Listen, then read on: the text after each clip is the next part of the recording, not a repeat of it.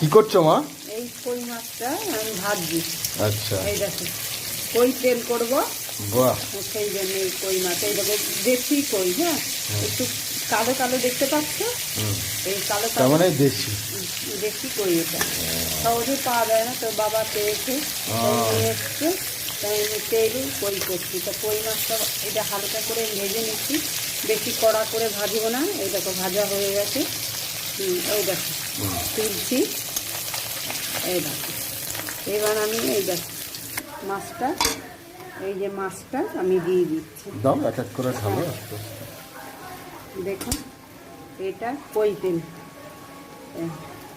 ওহ, যা লাগবে না খেতে, এই দেখুন, পুরো একদম ফাটাফাটি। এই দেখুন লাল লাল ঝোলের উপর কই তেল, হ্যাঁ পুরো তেল একদম।